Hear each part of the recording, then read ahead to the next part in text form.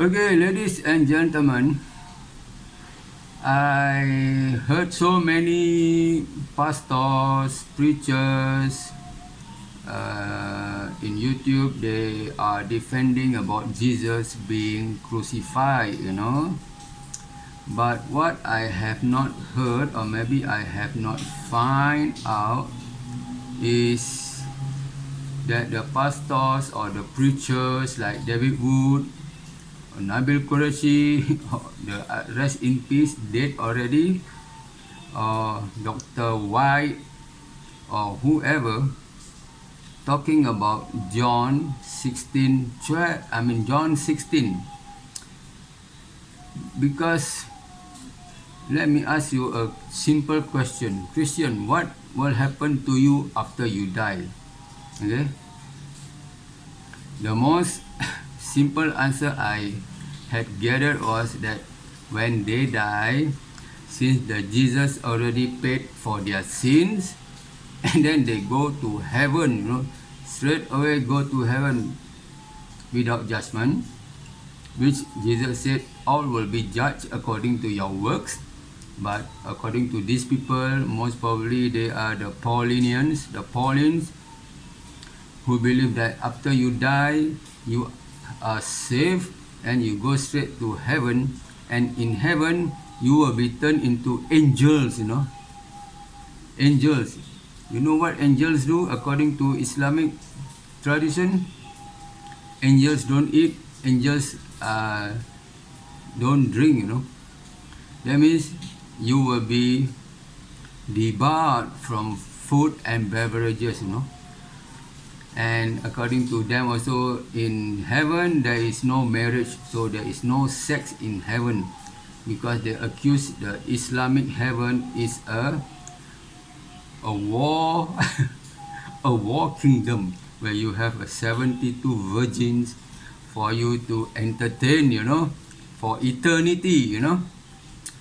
So that's the difference between life after death, between the Christian and Muslim. And what is most according to Islamic tradition, when the Muslim reach heaven, there is no need for you to worship anymore, because Allah had already abolished worship.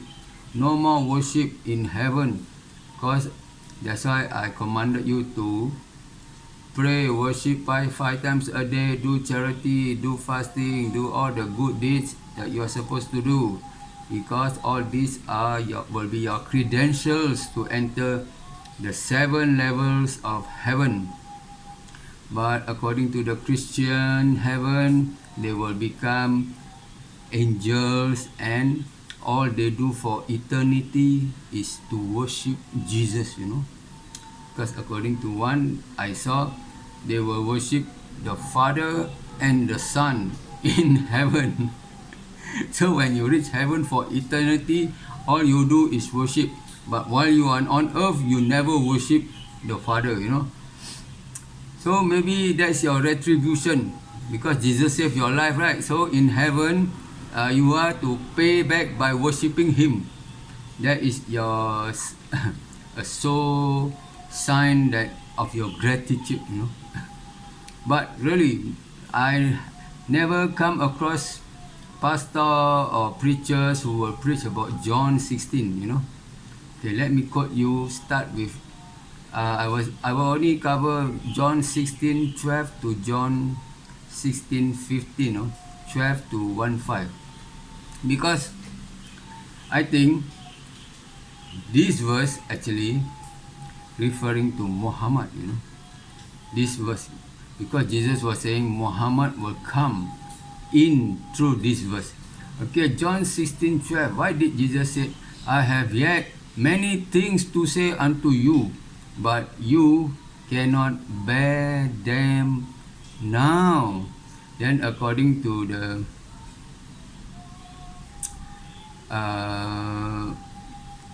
other verse, they said that, the Comforter already came to the disciples, and the Comforter had already teach the disciples. You mean the Comforter only teach the disciples? Then how about us? You know, the people after the disciples. So why did Jesus say, I have yet many things to say unto you, but you cannot bear them now? You know, what if Jesus, this is in relation to maybe, let me see, 16:13.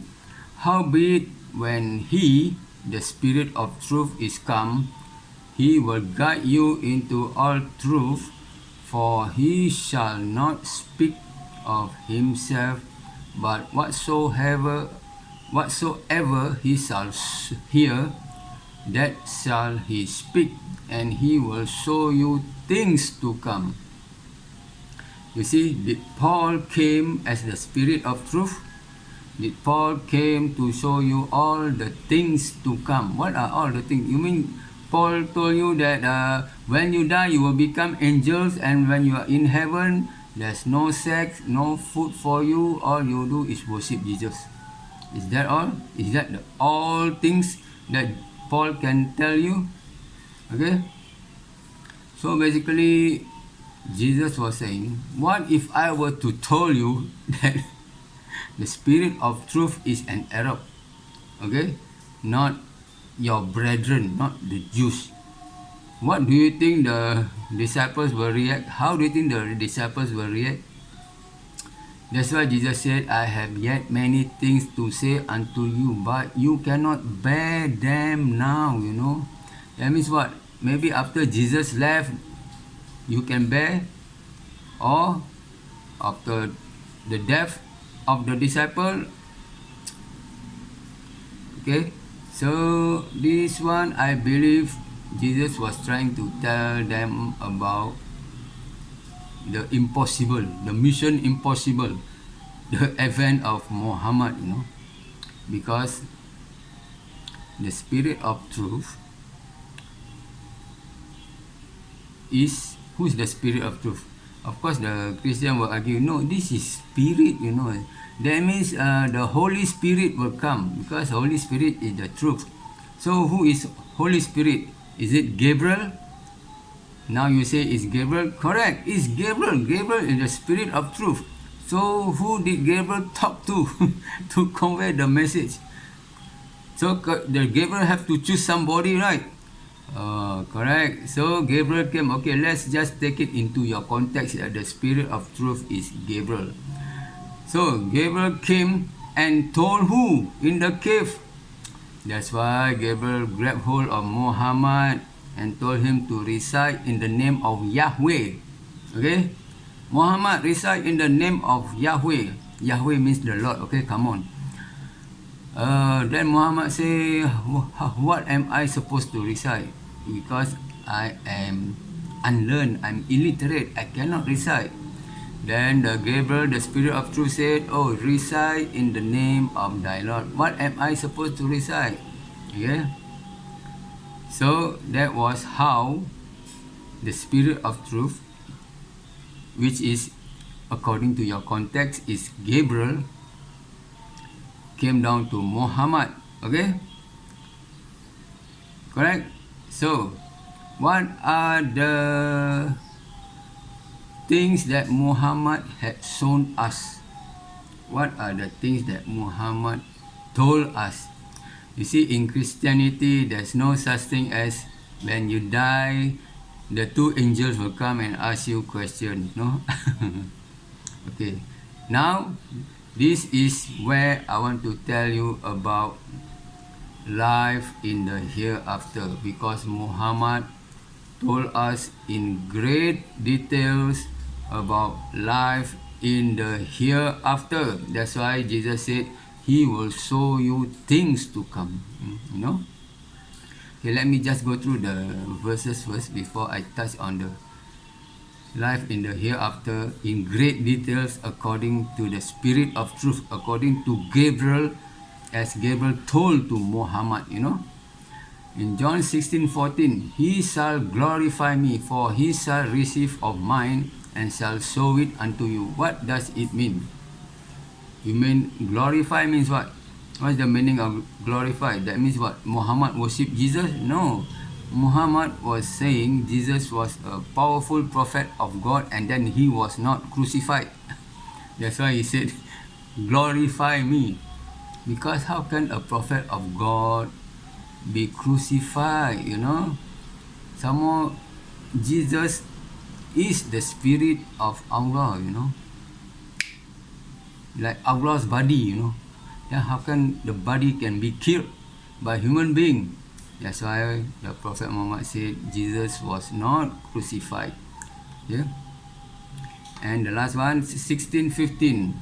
All things that the Father had belongs to Jesus.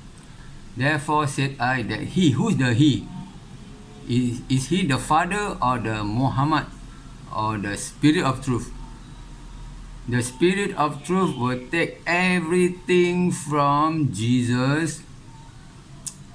But then you are going to say, oh, that means Spirit Gabriel got the revelation from Jesus, right? No, that's not what he means. Because in the Quran, the revelation is direct from the Father, you know. And Gabriel will show it unto you. That means through Muhammad. Okay? And then I just want to touch a bit on 16:7. For the Father himself loved you because you have loved me and have believed that I came out from God. So Jesus came from God. So is Jesus God? How can God came from God? Unless they are the two gods, you know. Okay, now let's talk about life after death in great details according to the Spirit of Truth. Spirit of Truth is Gabriel, and Gabriel spoke to Muhammad. Okay, now let's come into the fantasy world of life in the hereafter as according to Prophet Muhammad. Okay, the moment you die, when the angel of death snatches your soul, the two angels, the blue-eyed angels, dark-skinned angels, by the name, see, even Muhammad know their names, Munkar and Nakir. They were asked, and they will carry, you know, the club, like the baseball club, and the club, you know, with the thorns, like the old caveman club, you know. That club, if it hit the mountain, if the angel will throw it into the big mountain, the mountain will crumble. What if that club is hitting your head? Because the first question that these two angels will ask you is, I just want to tell you only the first one question, because this is the do or die question, you know. The first question is the do or die. If you pass the first question, that means if first question is correct, then the angel will follow up with the second, third, and fourth and fifth questions. But if you fail the very first question, you are finished. And the very first question that these two angels will ask you is, who is your Lord? Okay, who is your Lord? But the thing is that these two angels, they will ask you in Arabic. So if you don't know Arabic, that means the angels know that you are not Muslim, you know, because according to Muhammad, those non-Muslim, they cannot answer. They can only answer, their answer will be what? Like what? Come again? Then the angel will ask, who is your Lord in Arabic? Man Rabbuka. You won't understand unless you are a Muslim. Man Rabbuka means who is your Lord. Okay? Why the question of who is your Lord is very critical. You remember? Muslim take Allah as the Lord, their God. Okay? But Christians take Jesus as their Lord, their God. So this is the very first critical question that everyone must go through. And the sad thing, unfortunate for you, the angel will only ask you in Arabic, because if you are not Muslim, you cannot answer for sure, because Muslim will answer Allahu Rabbi, Allah is my Lord, you know. So all the non-Muslim will fail this question, because their answer will be, I never, what, like you are speaking alien language, I never heard of this, you know. That's why you will answer, and then the angels will throw the bloody club into your head. This is not yet in the hereafter, not yet the resurrection. This is still in the grave, no? Even though you die in the air, your soul will be asked by these two angels. And then these two angels will smack your head until end of the world, until the real resurrection day, no? So, sorry for you, you don't have this knowledge. And we Muslim, Muhammad had told us this knowledge, okay? So this is in the, they call it Barzah. Barzah is called divider world, dividing between earth and hereafter. You are in between. Earth here, the Barzah is here, and hereafter is here. That means resurrection is here. That means on judgment day, okay? And then for those sinful Muslim, they can answer first question, second question, third question, okay? Then the Muslim will have a peaceful life in the Barzah, you know. That means if they are peaceful here in the Barzah, that means they are guaranteed heaven. But even if they are sinful Muslim, you know, like they are Muslim, but then they don't practice the salat, the prayer, the fasting, you know, in fact the charity. I mean, they are literally just born Muslim, you know, but don't really practice, you know. But yet they still believe that Allah is the Lord of the world, you know. So they are considered justified a bit, you know. But of course there will be little punishment in this period of time called the Barzah, you know, for the sinful Muslim. So if you are in this period of time, if you are peaceful, that means you are confirmed guaranteed heaven. But if in this period of time you are not peaceful, that means you couldn't rest in peace, confirm you will go to hell, okay? And then now let's go to the hereafter, and when the angels blow the first whistle, I mean the trumpet, pon pon pon pon, okay, end of the world. But before end of the world, there are sayings that okay, before end of the world, let's talk about the coming of Mahdi, you know. The Mahdi will come. As the Dajjal came, the Mahdi also will come just to, you know, counteract the Dajjal, because the Dajjal army will fight the Mahdi, you know. Then before that, there will be one Christian nation, maybe the Orthodox one, the Orthodox among in the whole world. Who are the Orthodox Christian in Europe? Orthodox Christian, they are the Russian, you know. And then in Russia, they are more Muslim, or almost equivalent Muslim to Christian, you know.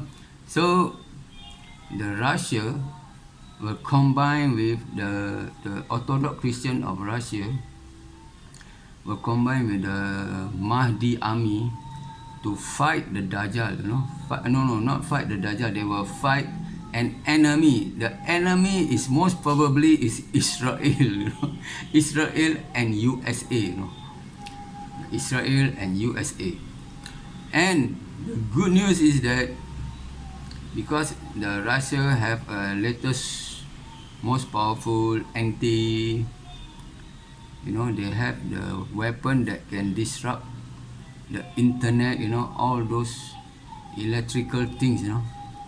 So that's how they are able to destroy USA, because people had dreams that the Russian submarines will go to the source of USA, and then after they disrupt their all electrical devices, so they cannot detect the submarine, you know. So the submarine will fire all the missiles into all the states of USA. That means the Russia will attack USA, okay? And the Mahdi army and all the Muslim nation countries will attack Israel, and they won. Okay, that's the first part.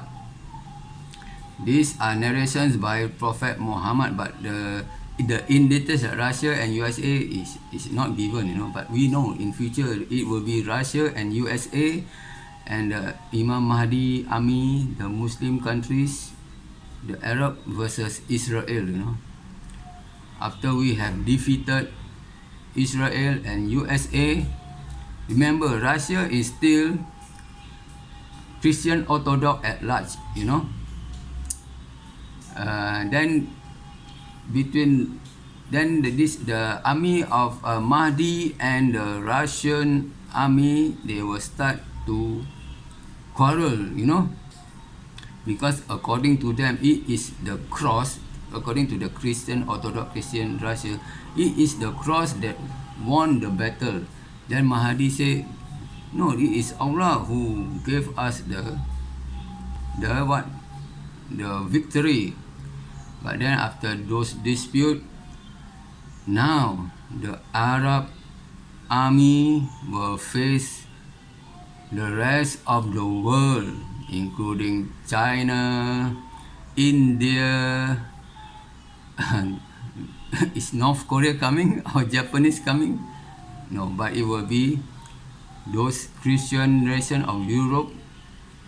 I mean, all the Europe Christian will fight the Mahdi, you know. So, in this sense, I think Mahdi cannot win the battle, you know. But then after that, shortly will come Jesus Christ, you know. Jesus Christ will come down in the one of the minarets of the mosque in Syria, okay. But according to Christian legend, it will Jesus will come at Jerusalem, you know. So to make things short, the army of Imam Mahdi with Jesus, Isa, Prophet Isa, you know, remember Prophet Isa, Jesus have miracles, you know. Miracles. So what you think the miracles can do? It can destroy all those Christian army like that. That's why Prophet Muhammad said Jesus will come and break the cross. Remember, the Orthodox Christian was saying this, the cross that give victory to the, you know, that means Russia over US. That's why Jesus will come and break that cross, you know. And once the army, Christian army are destroyed, and Jesus will kill the swine, because to prove to the Christian that eating pork is haram, you know. And then the victory goes to Imam Mahdi and Jesus, which is Isa, okay. But the Dajjal is still there, still alive. But in this time, only Imam Mahdi cannot kill Dajjal, because Dajjal is powerful. Dajjal also have the miracle, you know. So you need a real miracle to fight against the evil miracle, you know. Then obviously Jesus will win. Jesus will kill Dajjal at Babulut, you know, at the town called Babulut. The Babulut is either in Israel now. Israel now has a town called Babulut, or in Palestine. Palestine also has a town called Babulut. So either one. But according to sources, it will be in Palestine. because the Babulut in Israel is a new town, while the Babulut in Palestine is the old town, you know. Okay, then the Gog and Magog will come, and Gog the Magog will come to destroy and ransack basically whatever land they come across, no. And then even Jesus cannot destroy Gog and Magog. Then Jesus asked Allah to help. Then Allah will send kinds of worms to creep into their necks, go inside their necks, and go into their vein here, and go into their brain, you know, and short circuit the brain, and then all the Gog and Magog will die, millions of them. Okay, that's why these are stories in great details. No one from the Christian camp can tell us, you know, only Muhammad can come and tell us. And then after Jesus reign for another, when Jesus come down, he will still be at 33 years old, and he will live until for another 30 more years, because he will establish the kingdom, Islamic kingdom. Remember Daniel 2:45, Daniel said the stone, and then most Christians claim that the stone refers to Jesus. Yeah, correct. Jesus second coming, Jesus is the stone, and the Kaaba is also the stone. That means Jesus represent Islam, you know. Jesus is a Muslim. And then Jesus will establish all for that 7 years. They call it the golden years. That means all life will be blissful. There will be no poor man. Everybody is rich, you know. Even the land is healed, you know. There's no need for GMO, you know, for all the vegetable, fruits, you know. All the produce will be abundant, you know, and delicious, you know. No GMO involved. It's only that after the 7 years, after the death of Jesus, and then the whole world become corrupted again, you know. So that is where before the first trumpet, Allah will send a kind of wind, and that this wind will only touch whoever believe in Allah as God, you know. So when the wind touch this Muslim, all will die. So those who are left standing are the non-Muslim, you know, because after Jesus died, there are people, you know, still want to go back to, you know, paganism or what, because it will still take some time before end of the world. And so then after that, the real calamity come, the explosion of the universe, you know, everything crumbles. That is called the end of the world after the first trumpet. Okay, so that's the end of the first trumpet. Okay, that means everybody die, including the one that blow the trumpet. Okay, and then Allah will raise up the one that blow the trumpet, ask him to blow the second time, you know. And then this is the resurrection day. Everyone will be resurrected up. Okay, some of you will be resurrected blind. Okay, some of you will be resurrected by upside down.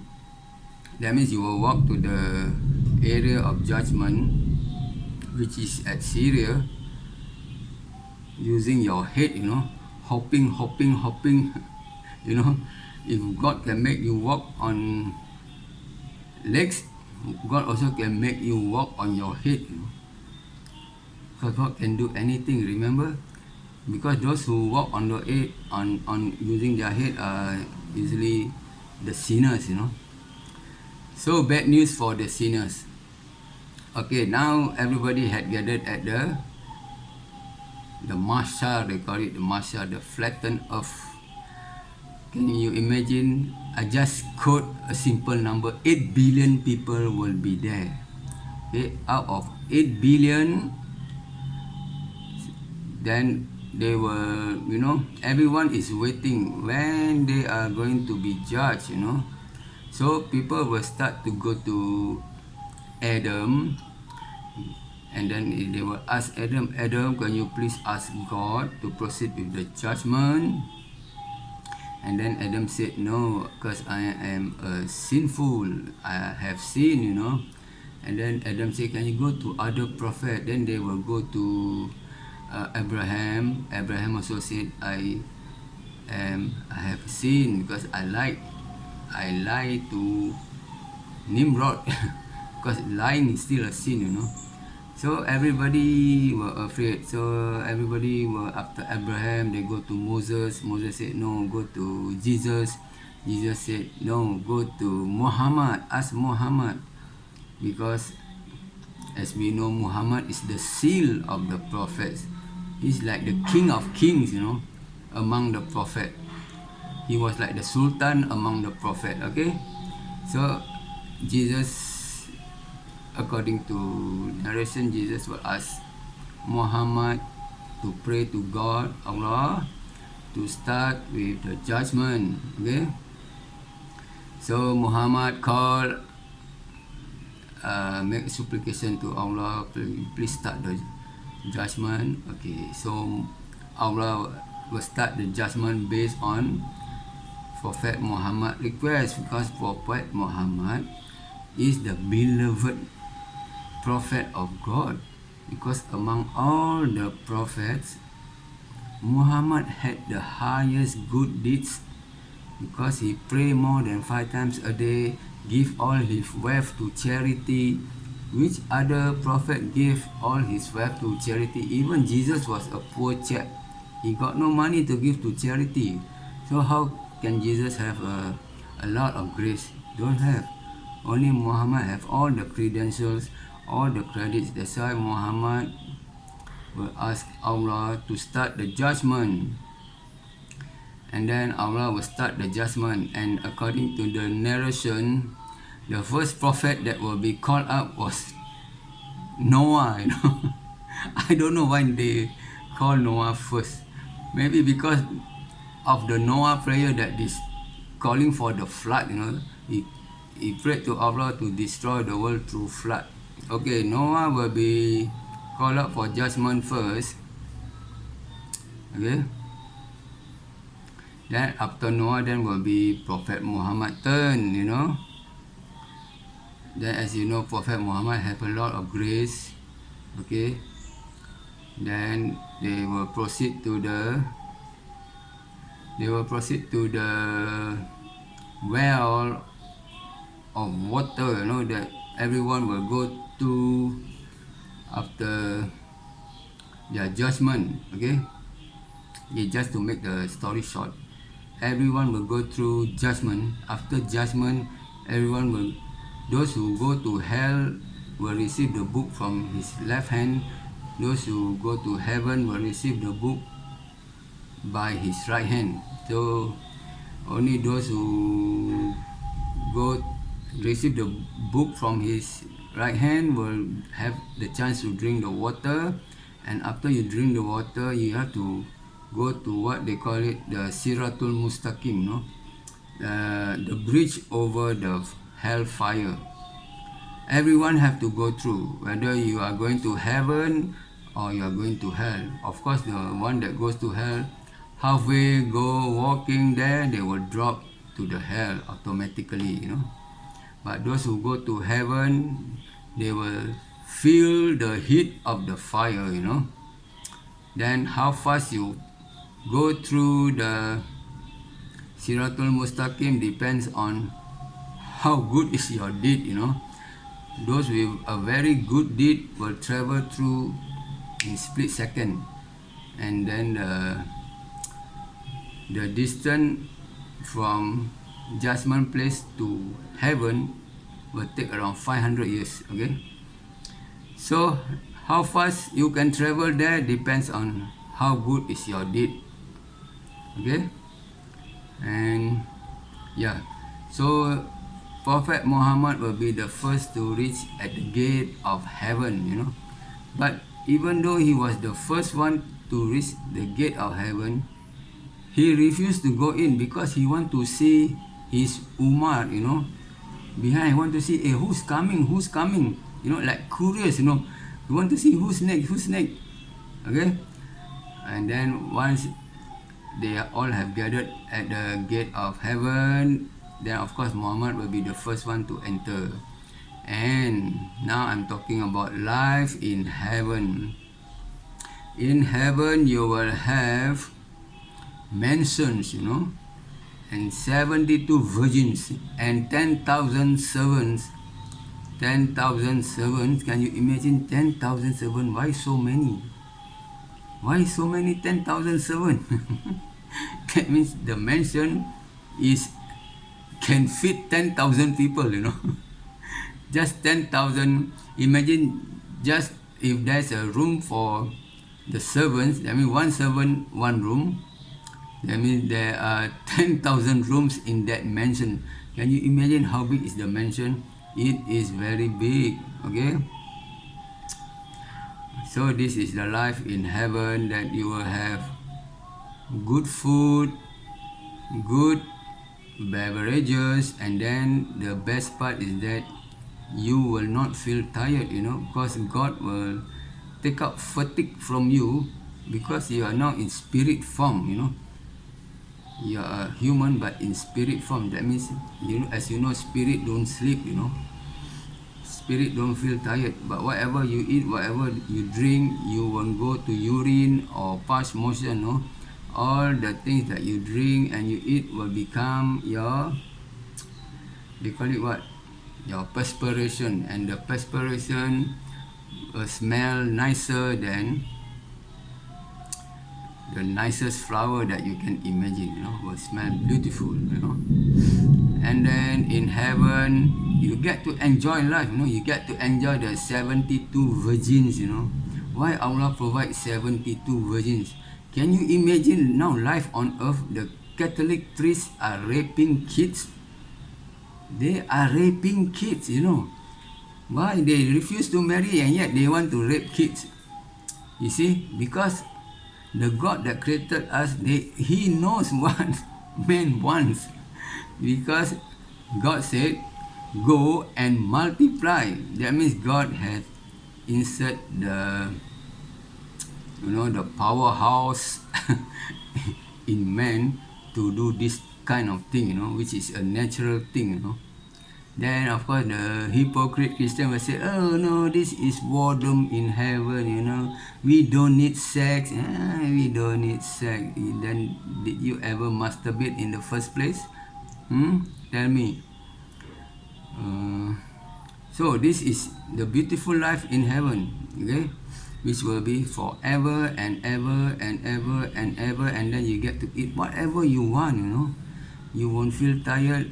I can imagine that you can watch all those DVD. Let's say you want to see, I want to know the life of Michael Jackson on earth. Do you have the DVD for it? In 4K?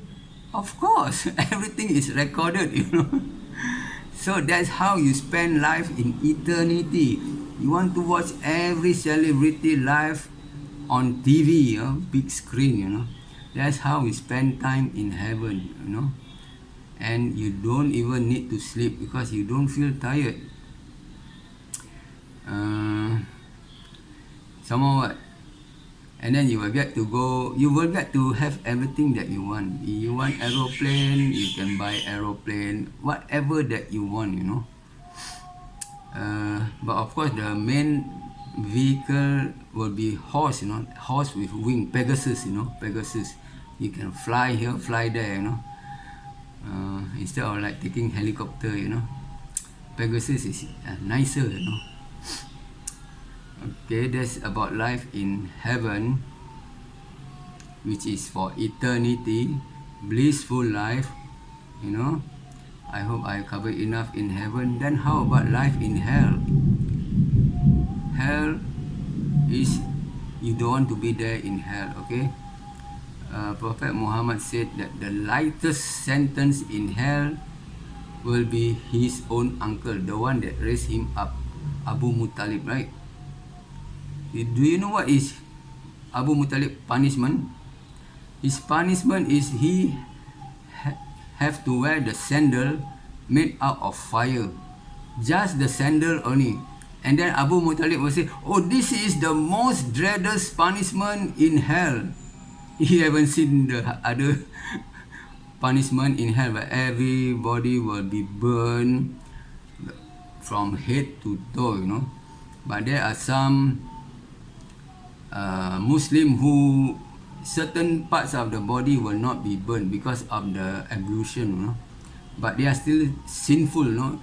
No matter how after Allah has compared the sin and grace, the sin is a little bit higher. So, but of course, by the grace of God, God can forgive. You know, okay, can go to heaven. But some, you know, didn't get the mercy from God. You know, so they have to go through the hell sentence. You know, for a period of time. You know.